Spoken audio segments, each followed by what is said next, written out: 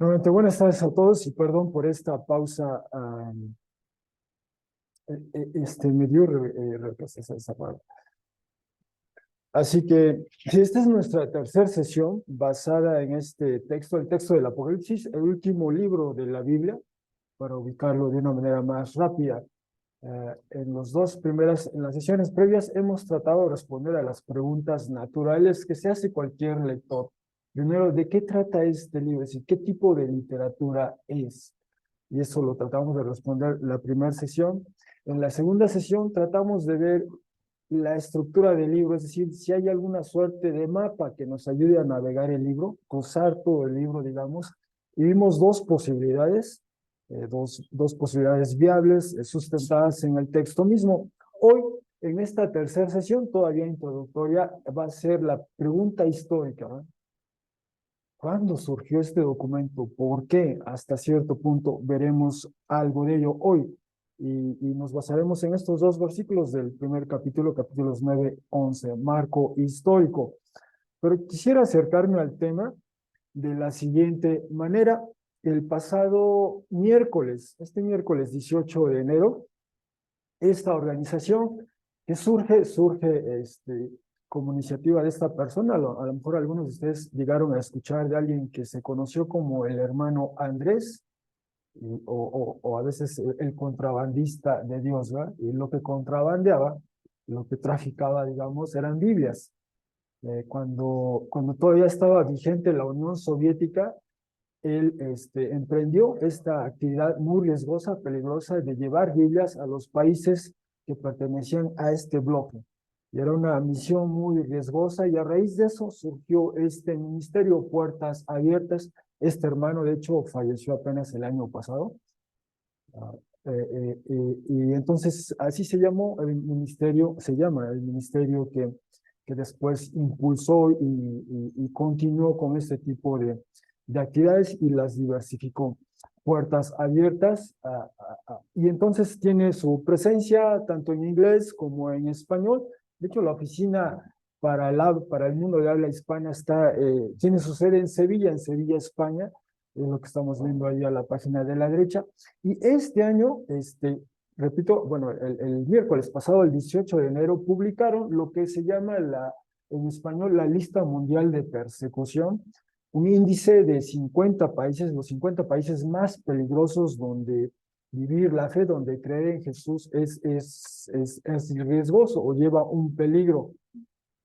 Y de hecho, esta ocasión ya son 30 años de estar publicando continuamente esta lista y aquí se alcanza a apreciar el gran desafío para la fe en Jesús en el mundo, ¿eh? ¿Dónde están los países donde es más riesgoso creer en Jesús o creer en Jesús, vivir la fe en Jesús? Es todo un desafío, todo un riesgo, incluso riesgo de muerte. Bueno, aquí se alcanza a apreciar norte de África, Medio Oriente, sudeste asiático. Esa sigue siendo la zona del gran desafío para el Evangelio de Jesús.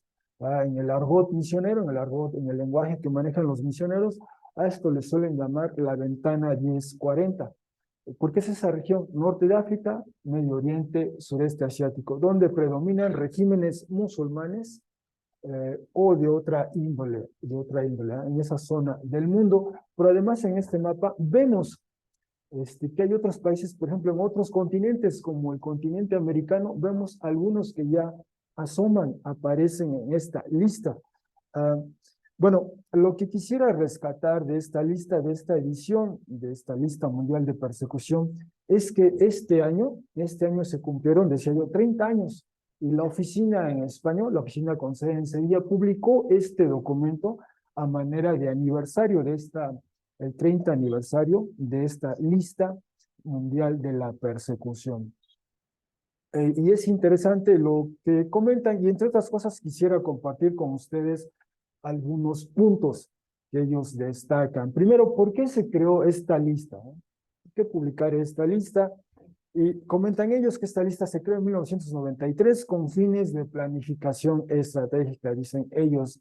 Tras la caída del telón de acero, la cortina de hierro, es decir, todos estos países afiliados a la Unión de Repúblicas Socialistas Soviéticas, cuando cae esta cortina de hierro o este telón de acero, en noviembre de 1989 se pusieron a disposición recursos para extender la labor a otros países donde los cristianos eran perseguidos. La directiva de Puertas Abiertas designó a un equipo para primero que investigara la implicación de Puertas Abiertas de este ministerio en los países en los que ya estaba activa, a fin de ver si debían intensificar sus actividades. Segundo, para que investigara si Puertas Abiertas, si este ministerio estaba pasando por alto, o sea, estaba ignorando países en los que la persecución era elevada y en los que aún no estaba implicada, y el equipo designado elaboró un sencillo cuestionario para evaluar los niveles de persecución en el mundo, lo que condujo a la elaboración de la primera lista mundial de persecución. Eso fue en enero de 1963, hace ya 30 años. Y entre otros, plantean esta pregunta: ¿qué tendencia podemos observar en los últimos 30 años? Después de estar monitoreando año con año, dice, a lo largo de los últimos 30 años, la lista mundial de persecución nos ha mostrado que la persecución va en aumento. Podemos verlo en el número de países que al menos tienen un nivel mínimo de persecución según nuestra metodología. También la persecución se ha intensificado, se ha crecido y se ha vuelto más intensa, ¿no? Más severa. Entre la primera lista de 1993 y la más reciente, la de apenas hace unos días, la puntuación media de los primeros 50, de los 50 primeros países ha aumentado en más de un 25% en la metodología que ellos siguen, ¿verdad? También plantean esta pregunta: ¿qué revela la lista, esta lista de mundial de persecución, qué revela sobre el rumbo que está tomando la persecución? Y llama la atención estos 6 factores, digamos, 6 factores que están aquí, ¿no? Hay un resurgimiento de los sistemas religiosos tradicionales indígenas. Hay una mayor globalización de la opresión islámica. La corrupción y el crimen organizado son también un factor, una fuente de persecución. Existe lo que ellos llaman la persecución digital, existe lo que ellos también llaman el marxismo cultural y finalmente un laicismo agresivo. Repito, es un monitoreo global, ¿no? Lo que observan en todo el mundo, destacan estos 6 factores. Por ejemplo, ¿a qué se refiere con mayor globalización de la opresión islámica? Esto significa que el movimiento islamista no conoce fronteras, ya sea mediante conexiones directas o indirectas de muchos grupos terroristas más pequeños con otros grandes, como Al-Qaeda y el Estado Islámico, de los que escuchamos mucho hace algunos años recientemente, como por la financiación de una gran cantidad de mezquitas y ONG islámicas en el marco de la enseñanza islámica radical, o por las empresas islámicas que coaccionan directa o indirectamente a sus empleados en dicho contexto islámico radical. O sea, el Islam que se ha radicalizado sigue activo a pesar de los eventos más recientes. El otro aspecto, la corrupción y el crimen organizados, representan otra fuente globalizadora de persecución, ya sea mediante una violencia directa, ejerciendo una gran presión sobre la iglesia en sus zonas de actuación, o indirectamente, mediante la cooptación del Estado y del sistema político. Las alteraciones en la sociedad, incluso mediante leyes destructivas, sirven a sus propósitos. Otros 2 aspectos. La persecución digital, bueno, dice, la tecnología de la información se irá utilizando cada vez más para controlar y presionar a los cristianos y a sus comunidades. En este caso, China es el gran hermano, el Big Brother, ¿verdad? En alusión a esta novela de 1984, que monitorea todo, y eso hemos escuchado recientemente en China. La iglesia en China, la iglesia clandestina, que opera en la clandestinidad, está acosada de una manera intensa, ¿verdad? Y sí, en efecto, está monitoreando todo, se monitorean los movimientos de todos los que van a una de estas iglesias caseras, como una como estas, sería el caso allá en China. Pero dice, le irán siguiendo más regímenes autoritarios. Está también el resurgimiento de los sistemas religiosos tradicionales indígenas. Dice, no solo seducirán a los cristianos, sino que podrían coaccionarlos o obligarlos a unirse a ellos, lo que dificultará cada vez más la conversión de esas religiones al cristianismo. Un ejemplo muy claro es lo que está ocurriendo en África Occidental, con Benín como centro. Están construyendo una universidad de vudú en la capital, en Porto Novo, por ejemplo. Y finalmente estos dos aspectos, el laicismo agresivo, la iglesia irá siendo empujada a mantener sus creencias a puerta cerrada. La libertad religiosa se limitará a la libertad de culto, no habrá lugar para las enseñanzas cristianas en el dominio público, en la plaza pública. Y finalmente, lo que ellos llaman el marxismo cultural se basa en el laicismo agresivo y exige la aceptación completa de la ideología secular. Se trata de la deconstrucción de los valores cristianos en la sociedad. Cada vez habrá menos espacio para que los cristianos se resistan bíblicamente a este proceso de deconstrucción, y hacerlo se percibe a menudo como un uso de la religión con fines discriminatorios.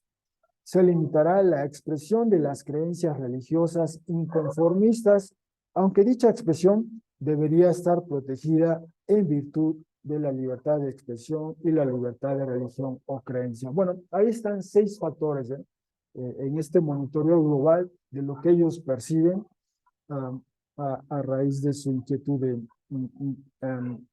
Bueno, con eso en mente, vamos a dar lectura al texto que nos va a ocupar hoy, estos 3 versículos, 9 al 11 de Apocalipsis, y doy lectura al texto en esta traducción. Johannes o yo Juan, el hermano de ustedes y compañero o copartícipe en la aflicción y reino y paciencia o aguante en Jesús. Llegué a estar en la isla, la cual era llamada Patmos, debido a la palabra de Dios y al testimonio de Jesús. Llegué a estar en el Espíritu en el día del Señor o el día que pertenece al Señor.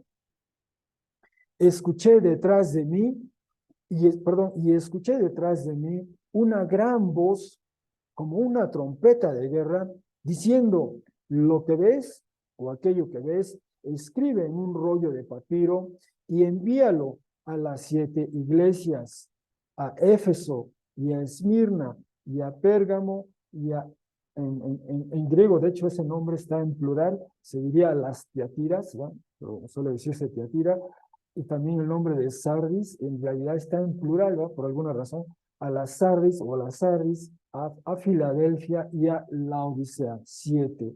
Bueno, esa es la lectura del texto que hoy veremos, y decía yo, la intención de esta sesión es ubicarnos en ese marco histórico que exige, que requiere la lectura, el estudio de este documento del Apocalipsis. Y lo primero que vamos a ver es esto. Hay recuperar un elemento de evidencia que aporta el texto mismo. En su momento, Dios mediante, veremos con detalle este texto, Apocalipsis 17, 9. Apenas estamos en el capítulo 1, y nos falta recorrer bastante para llegar al 17, ¿no? Pero en 17:9 dice lo siguiente el texto: aquí la mente que tiene sabiduría. Las 7 cabezas, 7 colinas son, donde la mujer se sienta sobre ellas, y 7 reyes son.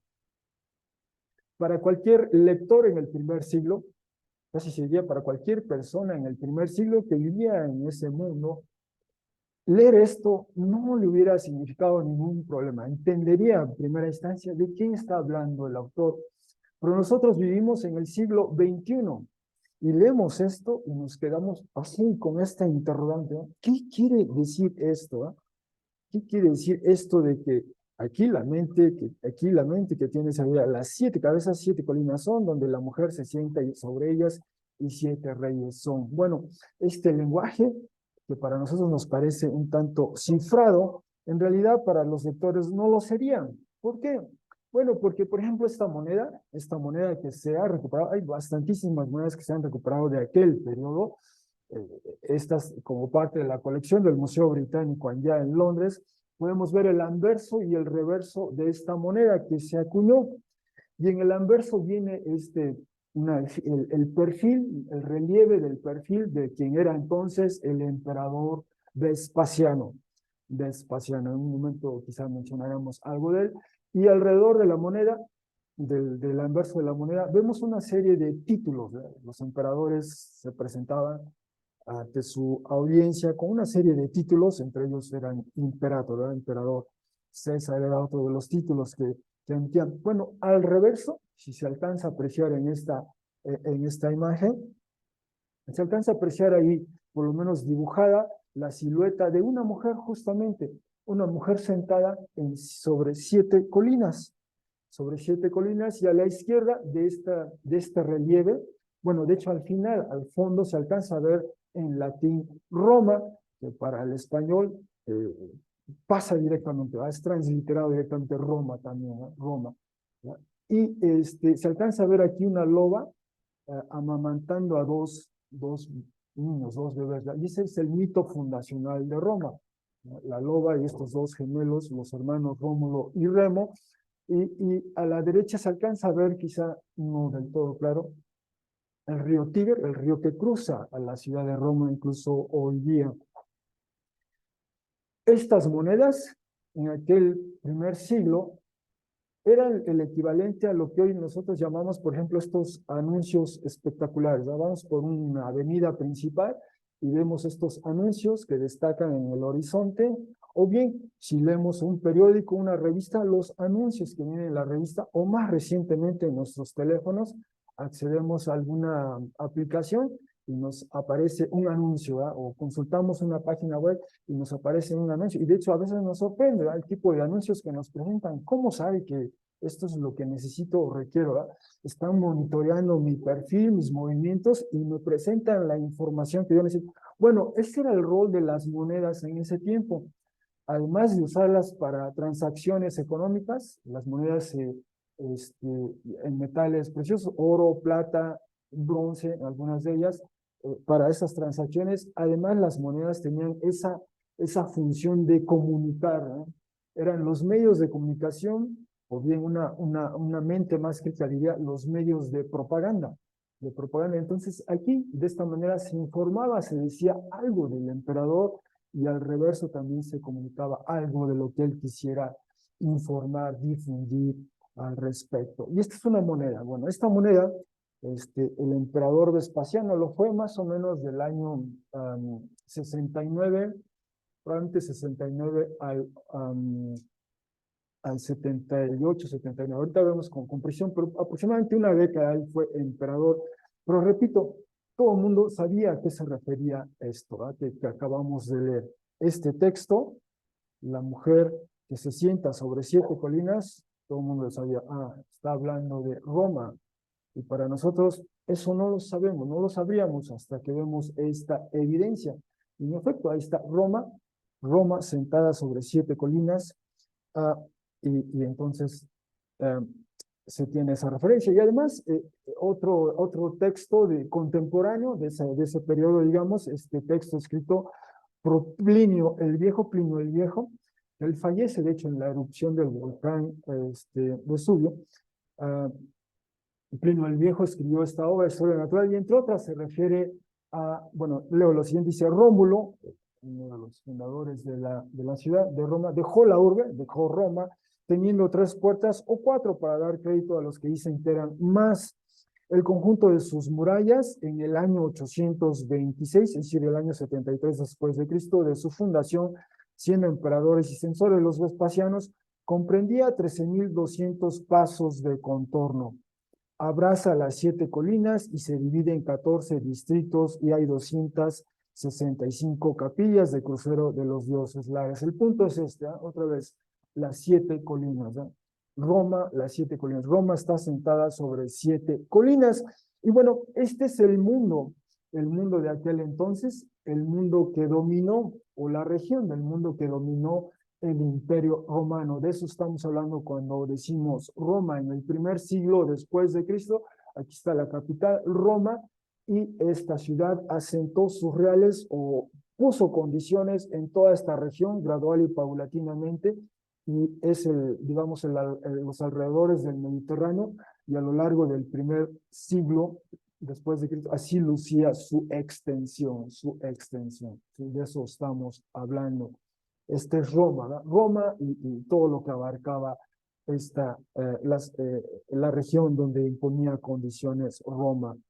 Ah, y además este es un mapa, ahorita que se aprecia en la pantalla, eh, donde quizás se alcancan a ver aquí las 7 colinas, ¿no? Aquí está esta colina, 1, 2, 3, 4, 5, 6, 7, ¿verdad? Son las 7 colinas, 7 montículos, donde se asentaron, y aquí, por aquí va el río, y esto era muy común en esa parte del mundo, en Europa, como ocurre yo creo también aquí en el continente americano, mismo México, es decir, donde se fueron haciendo los asentamientos humanos, las comunidades, bueno, primordialmente donde había un río, porque había acceso a agua, el agua, este río, podía irrigar algunas plantaciones y era natural que aquí se asentara una comunidad y empezaba a crecer, y entonces había estas colinas y esa es Roma, asentada sobre 7 colinas, y así se le conocía, es el lenguaje código. Entonces,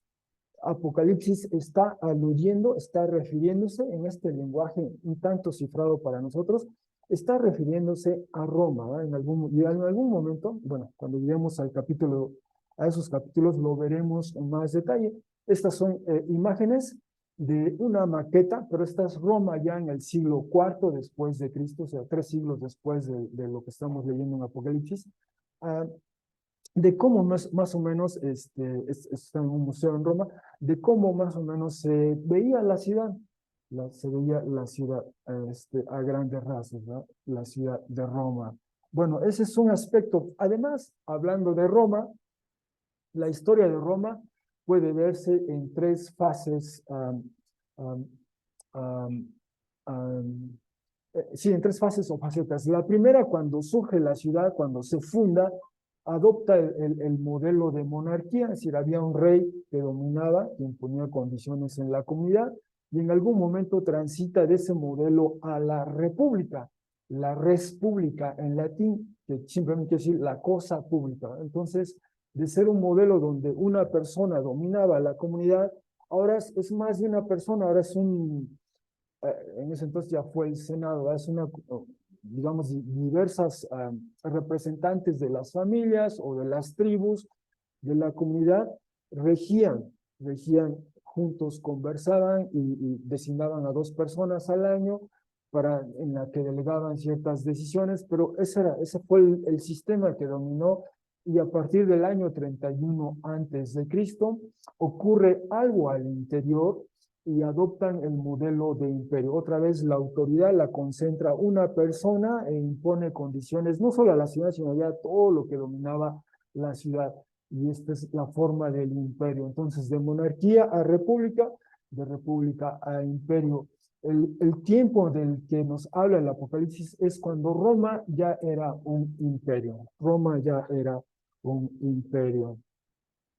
Bien, bueno, eso fue evidencia interna, ¿sí? El Apocalipsis está refiriéndose en algún momento a Roma, pero también quisiera informarles, quisiera exponer a ustedes este elemento de evidencia externa, basado en lo que se llama literatura patrística de los siglos segundo y tercero después de Cristo.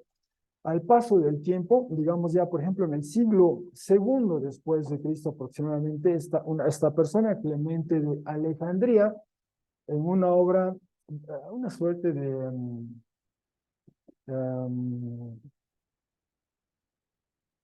¿cuál es el término? Bueno, en una suerte de comentario a uno de los textos de los evangelios, ese encuentro de Jesús con el joven rico, está comentando este autor, Clemente de Alejandría, al respecto, y de alguna manera alude a Juan. Dice lo siguiente: y de modo que te sientas con más confianza, tal que arrepintiéndote permanezca para ti una esperanza suficiente de salvación, escucha un relato que no es un relato, sino las cosas pasadas y presentes. una palabra sobre el apóstol Juan, preservada y cuidadosamente conservada sobre el recuerdo, ya que después de que el tirano llegó a su fin, así simplemente lo dice Clemente, después de que el tirano llegó a su fin, de la isla de Patmos fue a Éfeso, yendo a donde era invitado y a las regiones contiguas de los no judíos, donde de hecho designó obispos y donde puso orden en iglesias enteras y donde con respecto a la sucesión, uno y otro siendo escogidos por indicaciones del Espíritu. Bueno, aquí lo importante destacar es, habla de alguien de nombre Juan, en este caso dice él el apóstol, y que estaba por alguna razón en la isla de Patmos y de ahí se fue a Éfeso cuando, dice, el tirano llegó a su fin, ¿no? Así lo plantea Clemente de Alejandría. Eso es aproximadamente la segunda mitad del siglo segundo. Después tenemos estas dos referencias, una de Ireneo, en su obra contra los herejes, y otra de Tertuliano, hombres también del segundo siglo y a tercer siglo. Ireneo dice lo siguiente: aquel que lo contempló en el Apocalipsis, además, esta visión ha tenido lugar casi en nuestro tiempo, hacia el final del imperio de Domiciano. Entonces, ya es más preciso, ¿eh? Ese tirano del que nos hablaba Clemente se refiere a Domiciano en esta referencia de Ireneo. Y después Tertuliano dice lo siguiente: ¿qué iglesia tan feliz es aquella donde los apóstoles derramaron toda su doctrina junto con su sangre, donde Pedro sufre una pasión como su Señor, es decir, fue también crucificado, donde Pablo es coronado con la muerte de Juan el Bautista? ¿Y cuál fue la muerte de Juan el Bautista? Juan el Bautista fue decapitado, ¿verdad? Y entonces esa es la alusión. Pablo fue también decapitado. Donde Juan el apóstol, después de ser inmerso en aceite hirviendo y no sufriendo herida alguna, es relegado a una isla. Tertuliano, por cierto, este hombre se formó como abogado y él manejaba muy bien esa terminología jurídica, y usa de hecho aquí un término jurídico que volveremos en un momento más para apreciar a lo mejor, pero esa es la información que le aporta. Juan fue relegado a una isla, no dice exactamente cuál isla, pero en la cita previa nos decían que era Patmos, ¿verdad? Y finalmente ya a finales del siglo segundo, casi inicios del siglo tercero, tenemos esta comentario ya sobre el Apocalipsis que escribió una persona de nombre Victorino de Petovio, y él dice lo siguiente: cuando Juan vio esta revelación, es decir, cuando vio el Apocalipsis, él se encontraba en la isla de Patmos, habiendo sido condenado a las minas por el emperador Domiciano. Al parecer, ahí Juan escribió el Apocalipsis. Y cuando él llegó a estar avanzado en años, pensó que sería recibido en ese estado de eterna bendición después de su sufrimiento. Sin embargo, cuando Domiciano fue asesinado, todos sus decretos fueron anulados y dejados sin efecto. Por lo tanto, Juan fue liberado de las minas y posteriormente diseminó la revelación que había recibido del Señor. Eso es lo que significa cuando dice: tú debes profetizar de nuevo. Hemos visto 4 testimonios de personas a lo largo del siglo segundo después de Cristo, y si integramos la información que nos dan esos 4 testimonios, gradualmente nos van diciendo que Juan, que escribe el Apocalipsis, lo escribe presumiblemente o lo ve y quizá él comienza a escribirlo cuando estaba en Patmos, en esta isla de Patmos, en el tiempo casi cuando concluye el periodo de gobierno de Domiciano, ¿sí? Y entonces eso es lo que podemos recoger como información. Así que tales testimonios apuntan al Imperio Romano durante los años finales del gobierno de Domiciano. O sea, el Apocalipsis por sí mismo nos dice que está refiriéndose a Roma, y esta evidencia externa nos va indicando que es en el tiempo cuando Domiciano fue emperador. Así que, como digo aquí, tales testimonios apuntan al Imperio Romano durante los años finales del gobierno de Domiciano. Decía yo, el imperio comienza con Octavio Augusto en el año 31 antes de Cristo, Cuando él fallece le sucede Tiberio, después a él le sucede Gallo Calígula, cuando él fallece, y también cuando fallece Gallo Calígula le sucede Claudio, cuando fallece Claudio le sigue Nerón y fallece, a veces es un eufemismo, ¿verdad? Cuando a veces fueron asesinados o se tuvieron, o fueron, o tuvieron, o se vieron forzados a suicidarse, como fue el caso de Nerón, ¿no? Después le sucede Galba, Otón, Vitelio. Este fue el famoso año de incertidumbre en Roma. En un periodo de un año hubo 4 emperadores: Galba, Otón, Vitelio, Vespasiano. Y volvemos a Vespasiano, el de la moneda al principio, y él lo fue del año 69 al 79, ¿no? Ya con él se estabiliza un poco la situación política en Roma, porque fue el año de los 4 emperadores y uno tras otro fue ejecutado. Alguno de ellos solo lo fue por un par de semanas y fue ejecutado. A Vespasiano le sucede su hijo, Tito, y después, cuando él fallece, le sucede su hermano, Domiciano. Tito y Domiciano fueron hijos de Vespasiano. Así que Domiciano comienza a ser emperador a partir del año 81 después de Cristo y lo es hasta el 96 después de Cristo cuando es asesinado.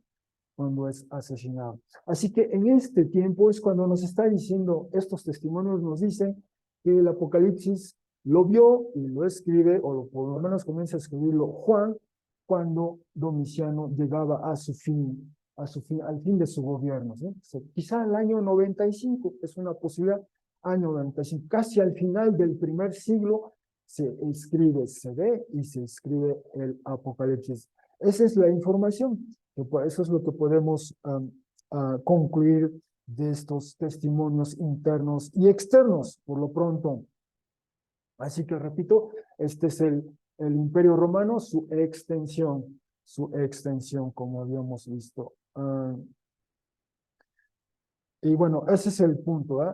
Justamente el orden político y litúrgico que emerge con Augusto y su legado es lo que el Apocalipsis aborda críticamente en sus visiones. Ese es el primer punto, ¿eh? Un marco histórico. El segundo, leímos en nuestro texto esos 3 versículos. Juan se refiere a 7 iglesias, escribe a 7 iglesias. Y de hecho aquí otra vez está el texto. La semana pasada leímos este texto, hoy leemos este texto adicional. La semana pasada leímos esta salutación en su documento. Dice, Juan a las 7 iglesias, las cuales se hallan en Asia. Simplemente usa esa expresión general y nos habla de gracia y paz, la salutación como tal. Eso es 1:4. Y en 1:11, como acabamos de leer hace un instante, dice, y escuché detrás de mí una gran voz, como una trompeta de guerra, diciendo, lo que ves, escribe y envíalo a las 7 iglesias. Y si aquí solo aparecía en una frase, 7 iglesias en Asia, ahora sí nos dice cuáles son esas 7 iglesias. Habla de Éfeso, Esmirna, Pérgamo, Tiatira, Sardis, Filadelfia y la Odisea. 7. Bueno, cuando Juan hace esa lista, dice que estas iglesias se ubican en Asia. En efecto, repito, esta es la extensión del Imperio Romano a lo largo del primer siglo después de Cristo, y en particular, bueno, una manera de facilitar la administración de este vasto territorio, de este vasto dominio del imperio, era dividirlo en regiones, en provincias, ¿no?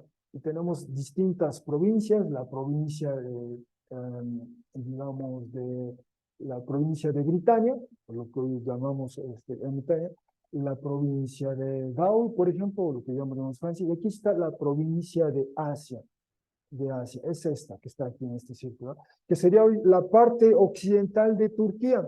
Esa sería la provincia de Asia. Aquí estamos, ¿no? Ahí es donde se ubica este elemento. Y de hecho, si hacemos una suerte de aproximación, aquí ya vemos esta parte, hoy día es la parte occidental de Turquía, Asia, lo que en ese entonces era la provincia romana de Asia, y aquí podemos ubicar a estas ciudades donde al interior de esa ciudad había una comunidad de fe en Jesús como esta, quizá más grande. Bueno, aquí están las 7 iglesias: Éfesos, Esmirna, Pérgamos, Tiatira, Sardis, Filadelfia y la Odisea. Aquí las alcanzamos a ver. Éfesos un puerto, de hecho. Éfeso, después tenemos Esmirna, Pérgamo, Tiatira, Sardis, Filadelfia y la Odisea. Alguien propuso que una posibilidad de nombrarlas así es que si alguien llega vía marítima a Éfeso, al puerto, desembarca, puede hacer este recorrido, más o menos una suerte de circuito aproximadamente, y hasta cierto punto será verdad. Hay un testimonio de Plinio el joven, no el Plinio el viejo argelino, sino Plinio el joven, un sobrino de él, que llega a ser gobernador de una región por aquí al norte, llega a Éfeso y hace cierto recorrido, ¿verdad? Cierto recorrido parecido a ese. Bueno, esas son las iglesias a las que Pablo, perdón, a las que Juan se va a dirigir, ¿verdad? En un momento más en su texto. En un momento. Habla de estas 7 en particular ubicadas en Asia. En Asia. Bueno, lo cierto es que en algunas de ellas, 2 de ellas por lo menos, el resto del Nuevo Testamento nos dice, nos da algo de información sobre ellas. Es el caso de Éfeso y es el caso de la Odisea. En Éfeso, de la que más sabemos, en el libro de los Hechos se nos habla, en 1 Corintios, la epístola a los Efesios alude a ellas, a Éfeso, a 1 Timoteo, 2 Timoteo, sí, tenemos más información de las 7, de la que más sabemos por otras fuentes del Nuevo Testamento es Éfeso. Y después la Odisea. En Colosenses se menciona a la Odisea, la comunidad de fe en la Odisea, la iglesia en la Odisea. Del resto de las otras 5, solo se menciona Tiatira, aparece en Hechos 16:14 y nada más.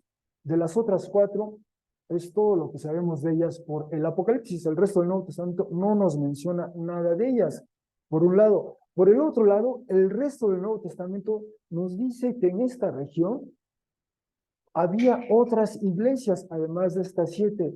Está la iglesia de Colosas, Colosenses 1:2, y Colosas está aquí. Aquí está la Odisea, y al ladito, por así decirlo, al ladito está la iglesia en Colosas, de la que habla Colosenses 1:2. Pablo, de hecho, escribe una carta a esta comunidad en Colosas, ¿no? Había otra iglesia también muy cerca ahí que se llamó Hierápolis, y de ella se nos habla en Colosenses 4:13. Y aquí está Hierápolis también muy cerca de la Odisea, y nos dice Pablo que estas iglesias, la de la Odisea, la de Colosas, la de Hierápolis, fueron el fruto del trabajo de alguien de nombre Epafras, ¿verdad? Que consideró su colaborador. Entonces, a Epafras precisamente lo conoció en Éfeso, y de aquí, de Éfeso, surge esta misión, y a partir de esa misión afloran estas 3 comunidades, la Odisea, Hierápolis y Colosas, por la labor de Epafras, ¿verdad? Y es posible que así haya sido el caso de estas otras, ¿verdad? El trabajo que Pablo hace en Éfeso, de alguna manera, se replica en estas comunidades. Esa es una posibilidad histórica muy real. Así que por lo menos, y además de ello, en el Nuevo Testamento leemos de Troas. Troas, que está aquí en esta punta, aquí está Éfeso, Esmirna, Pérgamo. Troas está aquí. Hechos 20,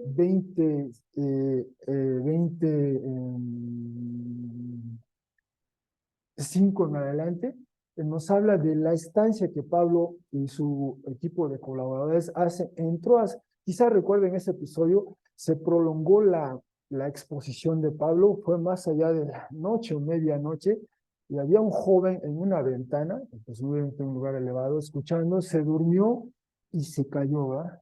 Y se cayó, y todo el mundo preocupado. Pablo baja, lo toma, y gracias a Dios, dice el texto, no le pasó nada, no fue seria la caída, ¿no? Pero en Hechos se menciona ese relato, entre otras cosas, ¿verdad? Y es cuando Pablo está ahí en Troas, y entonces había otra comunidad en Troas. Así que el Nuevo Testamento, en general, incluyendo el Apocalipsis, nos habla de por lo menos 10 comunidades de fe, 10 iglesias en estas 10 localidades, 10. Y Juan solo se limita a 7. Y no solo eso, si uno acude a fuentes cristianas no canónicas, pero de finales del primer siglo e inicios del segundo siglo, aparecen, por ejemplo, en esta obra, que es en esta colección de textos que se ha conocido para la posteridad como los padres apostólicos, en esta antología de textos, esta colección, se menciona, además de Éfeso y Esmirna, de las que ya leímos, se mencionan otras dos iglesias, Magnesia y Tralles, ¿no? Y entonces hay una persona que se llamó Ignacio y escribe una carta a la iglesia en Magnesia, ¿no? Y se llama así, a los magnesios, ese es el gentilicio. Y también hay otra iglesia en un lugar que se llama Tralles, y Ignacio escribe a los trayanos, ¿no? A la iglesia que está en Tralles, ¿no? A los trayanos. Entonces hay otras dos más, además de Éfeso y Esmirna.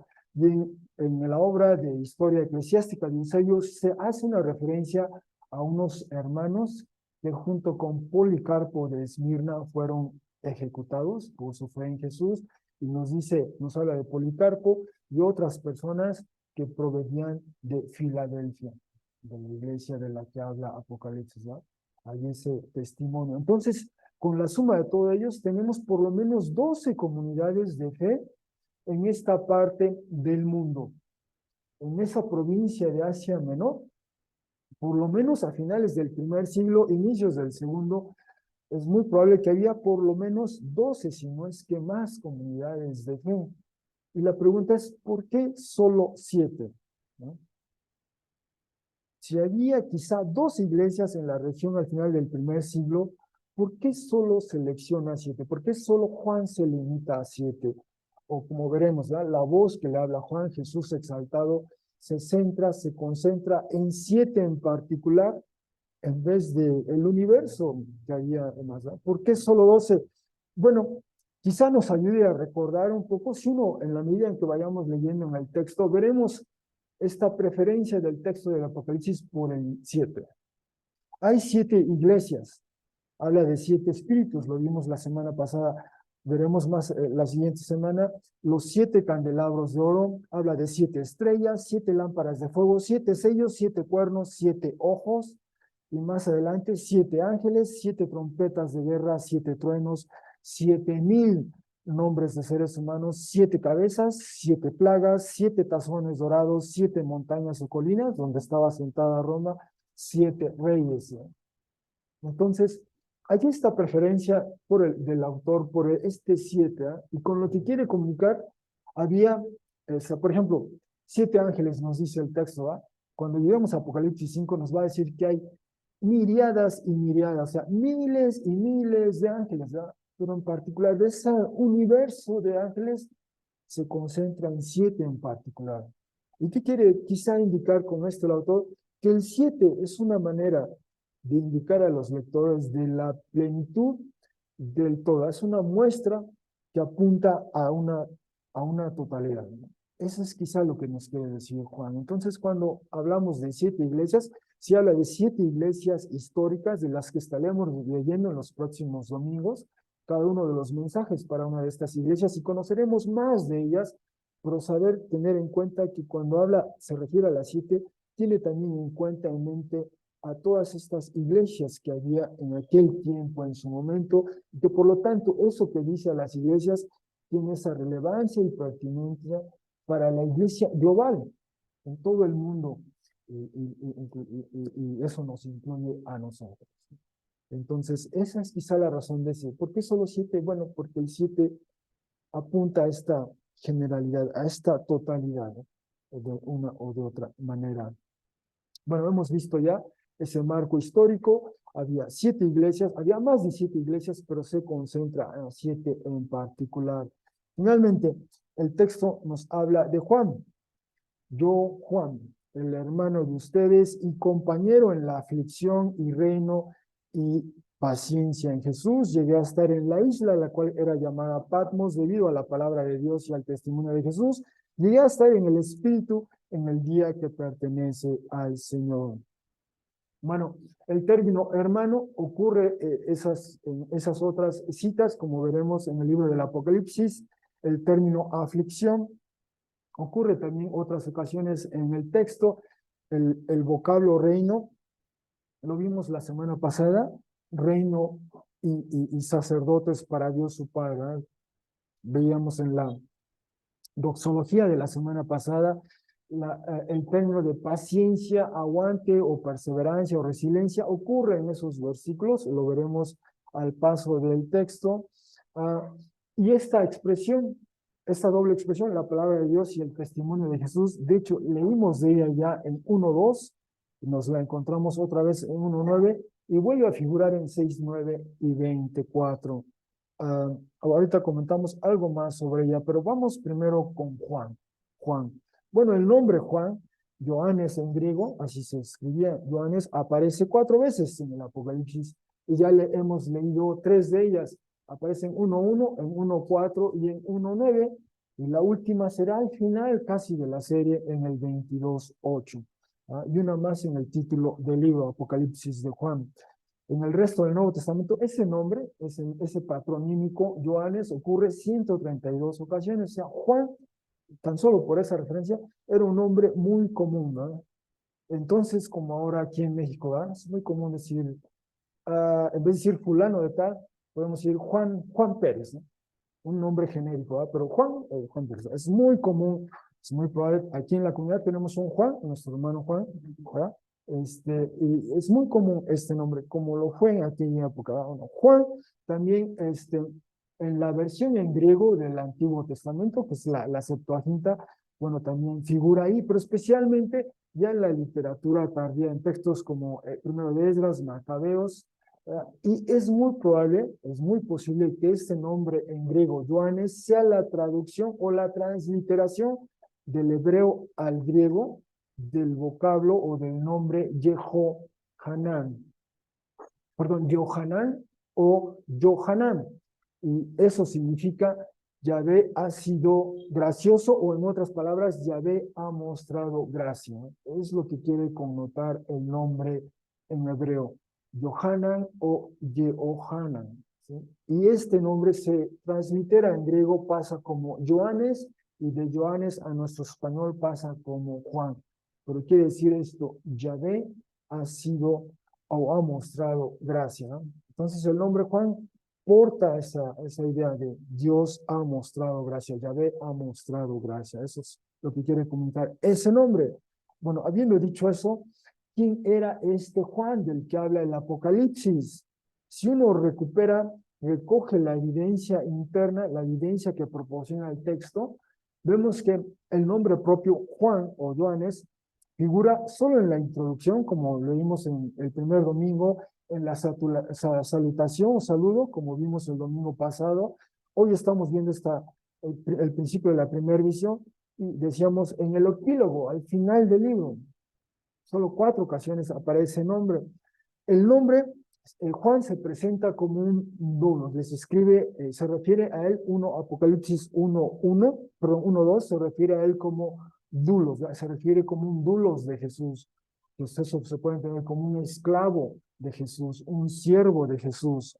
Y también, ahora acabamos de leer, yo, Juan, el hermano de ustedes, como Adelfos, eso quiere decir en griego, Adelfos, hermano, es el hermano de todos aquellos en Jesús, de todos aquellos en Jesús. Y de estos hermanos en particular dice, participa con ellos en la aflicción, en el reino y en la resiliencia. ¿Sí? Así que Juan se refiere a él como dulos, y él se presenta como hermano para el resto de la comunidad. Debe decirse que en el Nuevo Testamento, alguien quien también se presenta así es Pablo, por ejemplo. En Romanos 1:1, Pablo se presenta como un dulos, un esclavo, un siervo del Mesías Jesús. Eso dice Pablo en Romanos 1:1. Y también en Primera de Pedro, perdón, omití la referencia aquí. Primera de Pedro, el apóstol Pedro se refiere a Pablo como el hermano Pablo. Dice así el hermano, no dice el apóstol Pablo, no dice el siervo Pablo, dice el hermano Pablo. Eso dice en Primera de Pedro.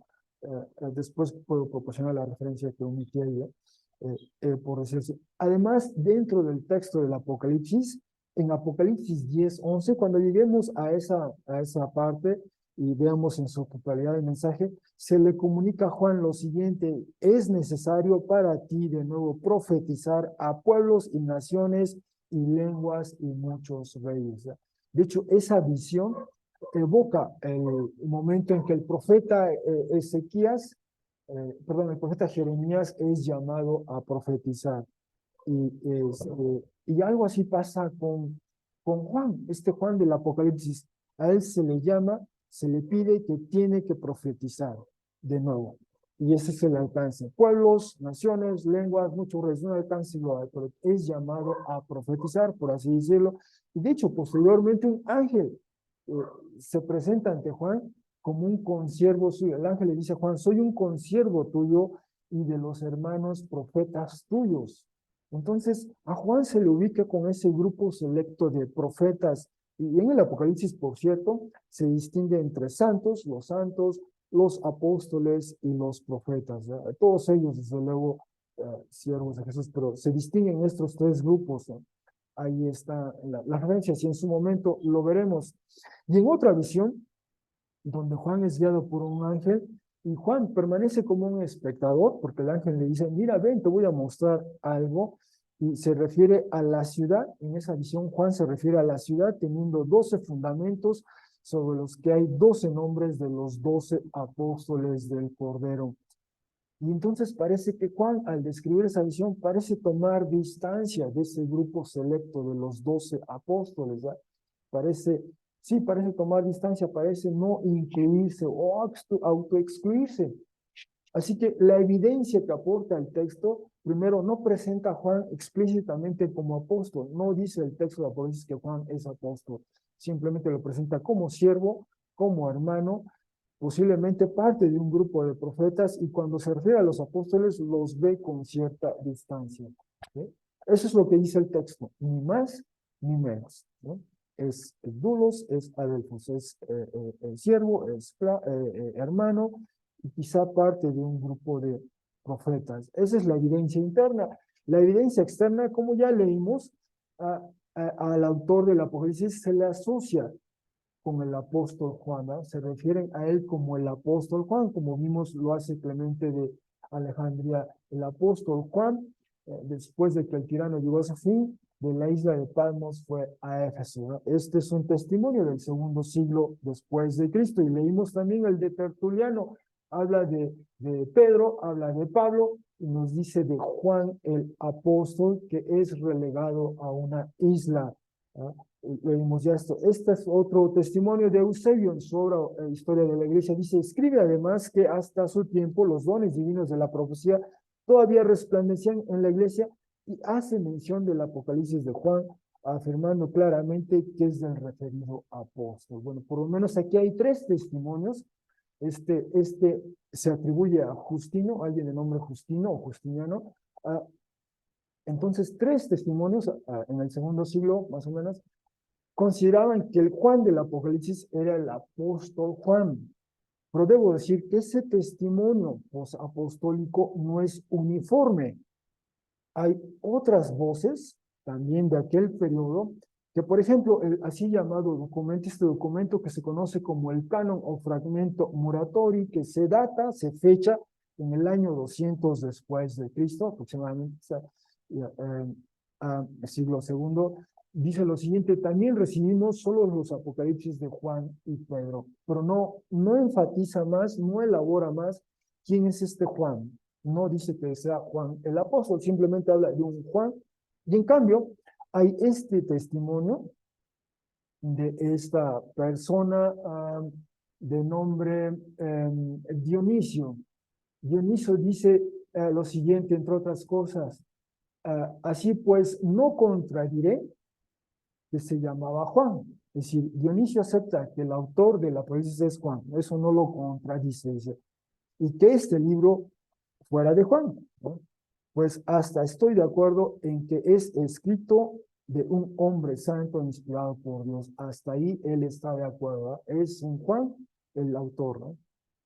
Dice, pero no asentiría con facilidad en que se trate del apóstol, hijo de Zebedeo y hermano de Jacobo, de quien es el evangelio titulado de Juan y la epístola universal, es decir, primera de Juan en este caso es lo que quiere decir. ¿Por qué? Dice, pues por el carácter de cada uno, por el estilo y por la llamada composición del libro, juzgo que no es el mismo. Efectivamente, el evangelista en ninguna parte escribe su nombre, ni se anuncia a sí mismo, ni en el Evangelio, ni en la epístola. Lo único que quiero decir es que el testimonio siglo segundo, siglo tercero no era homogéneo, no era uniforme. Había unos que sostenían que el autor del Apocalipsis era el apóstol Juan, había otros que simplemente no estaban de acuerdo con ello y daban sus razones, ¿ya? Decían, este texto, ya algunos son más específicos, el griego que utiliza las construcciones no corresponde a lo que leemos en el Evangelio de Juan o en Primera de Juan, por ejemplo, ¿no?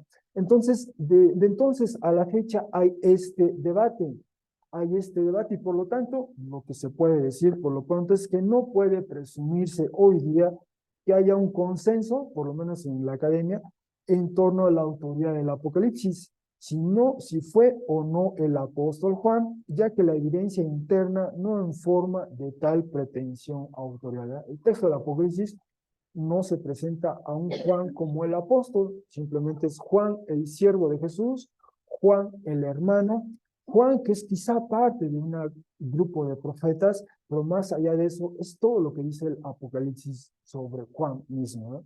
Y hay este debate, fue o no el apóstol. Bueno, veremos que quizá a lo mejor no es tan decisivo el que haya sido uno u otro, ¿sí?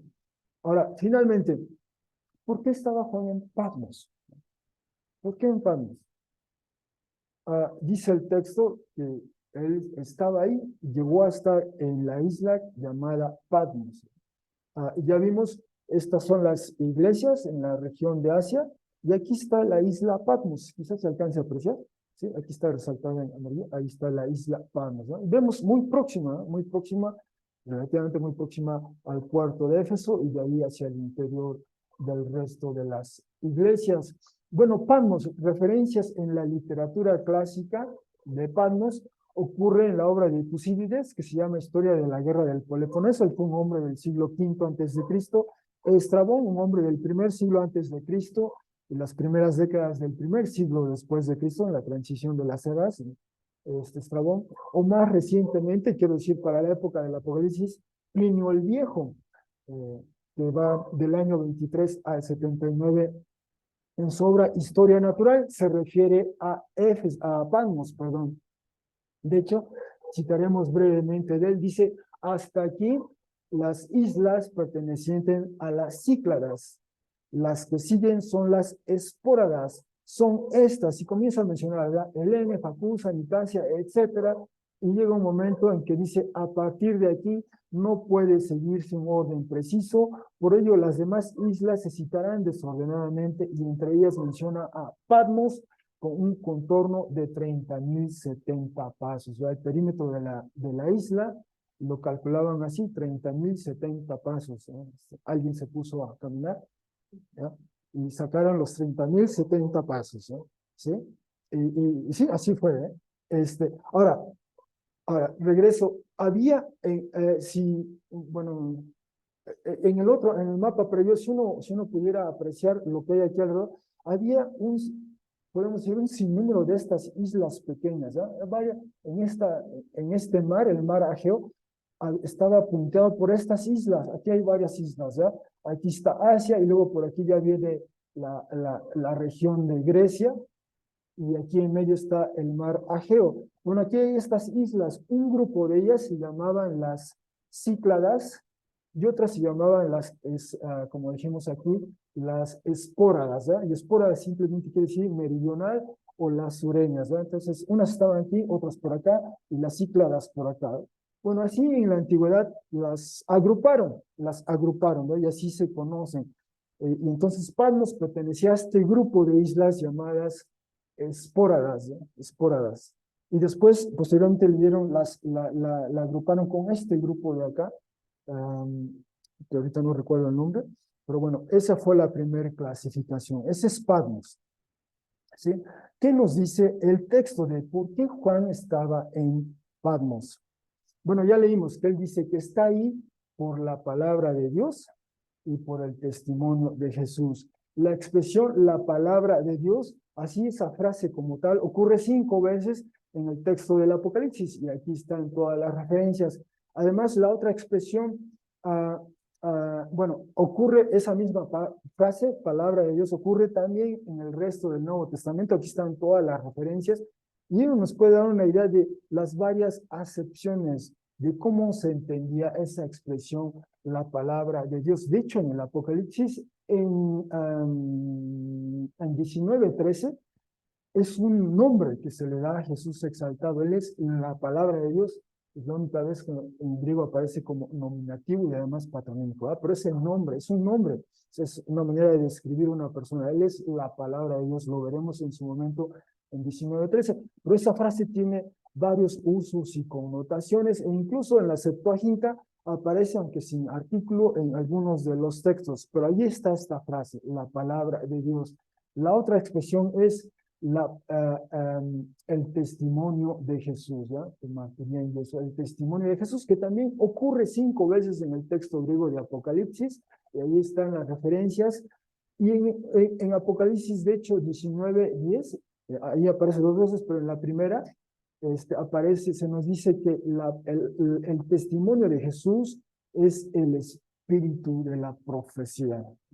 Y en su momento exploramos con más detalle esa frase, pero ahí tenemos ese significado, esas acepciones. Y cuando juntamos las dos frases, la palabra de Dios y el testimonio de Jesús, bueno, aparece en 2 ocasiones en el texto, tanto en 24 como en 6:9. Y en ambos pasajes se está refiriendo a personas, en 6:9 se refiere a personas que fueron ejecutadas y que están reclamando por justicia. De hecho, su oración es: ¿hasta cuándo vas a vengar nuestra sangre? O amo, lo que usan el término déspota, ¿hasta cuándo vas a vengar nuestra sangre? Ellos fueron ejecutados por la palabra de Dios y el testimonio de Jesús. Y en 24 dice que se refiere a un grupo de personas que justamente por la palabra de Dios y el testimonio de Jesús fueron decapitados. Así que en las otras 2 referencias, 6, 9 y 24, unos fueron ejecutados, otros fueron decapitados. Es decir, practicar, incurrir, ejercer, comunicar la palabra de Dios y comunicar el testimonio de Jesús era una actividad peligrosa, era una actividad que implicaba un riesgo al punto tal que uno podía ser ejecutado o decapitado, ¿no? Quizás si era un ciudadano romano, probablemente decapitado, ¿sí? Pero eso es lo que connota el texto, ¿no? Entonces, ¿por qué estaba Juan en Patmos? Posiblemente era una acción punitiva para él. Algo hizo que le ameritó estar, o que la consecuencia para él fue estar en Patmos, ¿no? El texto no elabora más, no nos informa más, pero por las referencias en 6, 9 y 24 que usan exactamente la misma frase, y ahí se refiere a unas personas que fueron ejecutadas y claman por justicia, ¿verdad? ¿Hasta cuándo vas a vengar nuestra sangre, oh Señor? O bien, aquellos que participan, dice, de la primera resurrección fueron decapitados. Así que, en función de ello, quizá haga sentido, quizá tenga validez, quizá podamos admitir esta evidencia externa. Ya vimos que Tertuliano, quien fue abogado, creyó en Jesús y después explicaba a otros la fe en Jesús y trataba de abogar por otros en dificultades. Él llega a referirse a Juan, que después de ser inmerso en aceite hirviendo y no sufriendo, es relegado. Juan es relegado a una isla, y estos son los términos en latín que utiliza. Y si uno recurre a la jurisprudencia romana de la época, ¿no?, existía un castigo que tenía que ver con esto. Esta relegación era una suerte de destierro.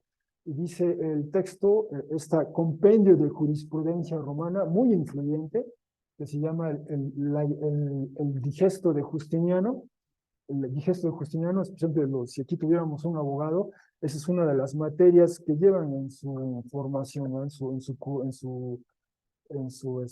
su grupo de materias, ¿verdad? Tienen que ver, el derecho romano es fundamental, ¿no? Ha sido muy influyente, pues, para el mundo occidental, por lo menos, y el Digesto de Justiniano es uno de los textos que probablemente tengan que leer. Bueno, en ese texto aparece el destierro es de tres clases, o la interdicción, es decir, privación de ciertos lugares, o el destierro lato, es decir, un destierro prolongado, o bien la relegación a una isla. Si no suerte de destierro, te mandan a una isla, y si fuera a una isla, en realidad lo que aplica es este séptimo párrafo, ¿verdad? Dos son las especies de relegados, unos los que son relegados a una isla, y este es justamente el término que utilizó, estas palabras son las que utilizó Tertuliano, el abogado, en el segundo siglo después de Cristo, para referirse al caso de Juan, ¿no? Los que son relegados a una isla, hay otros que lo son simplemente, de suerte que les pone interdicción o privación respecto a aquellas provincias, pero no se les asigna a una isla, ¿no?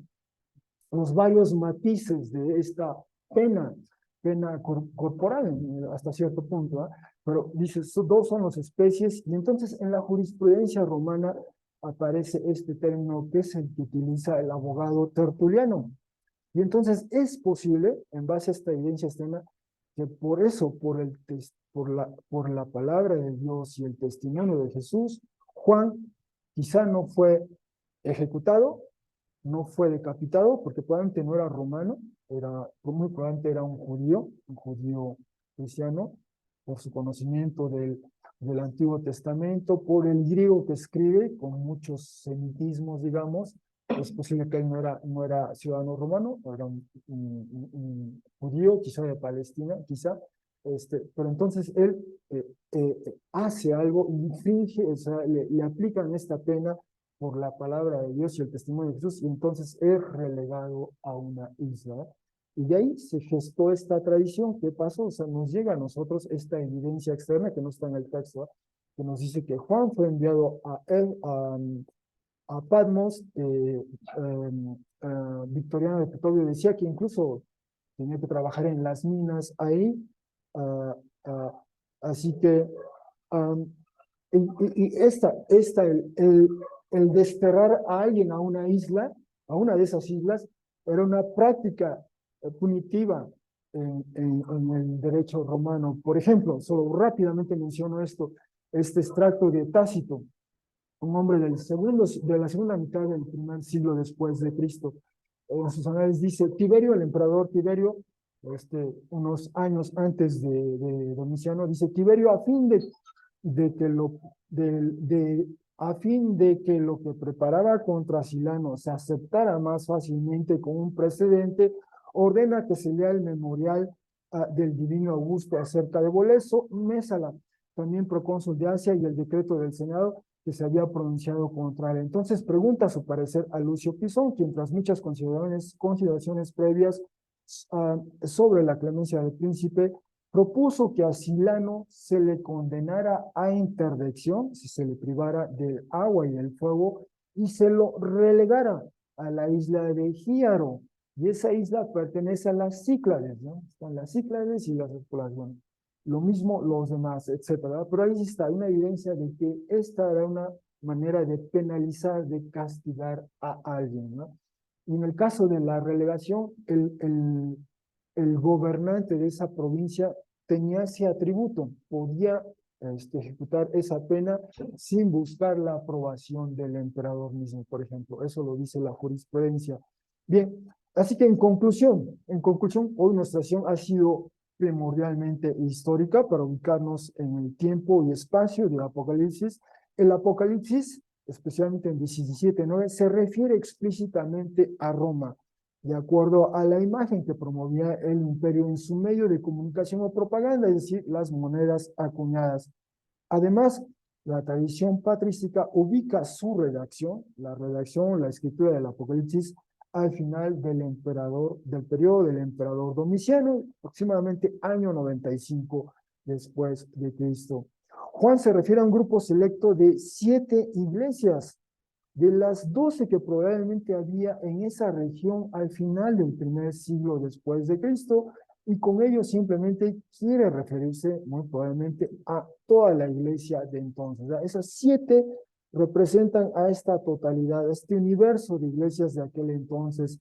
Finalmente, Juan se halla en Patmos, debido a la palabra de Dios y el testimonio de Jesús, que en el resto del libro supone que quienes han proclamado ello, es decir, la palabra de Dios y el testimonio de Jesús, fueron o ejecutados o decapitados. Eso dice 6, 9 y 24. De acuerdo a una tradición patrística, se encontraba allí en Patmos debido a una forma de castigo imperial, en este caso relegación, una forma de destierro a una isla. Es lo que podemos inferir en base a esa evidencia. Algunas implicaciones del texto que hemos visto hoy. Bueno, el hecho de que el Apocalipsis emerge en un marco histórico preciso, cómo incide o cómo influye en nuestra perspectiva sobre la relevancia de este libro para nuestro tiempo. Ese es un criterio importante. Segundo, las 7 iglesias a las que escribe Juan, ¿cómo nos ayudan a pensar en la iglesia global, tanto en el pasado como en el día de hoy? ¿No? Son 7, pero las 7 apuntan a la totalidad. Y eso nos debe mover a pensar en la iglesia global, que sufre o padece, como vimos al principio, ¿verdad? En estos 50 países donde es muy peligroso ser un discípulo de Jesús. Finalmente, la persecución parece ser una constante en el devenir de la iglesia global. ¿Cuáles son las fuentes de la persecución o desafíos que enfrentamos hoy día por causa de la palabra de Dios y el testimonio de Jesús? Bueno, con eso en mente, vamos a dar paso a esta oración como respuesta de la palabra.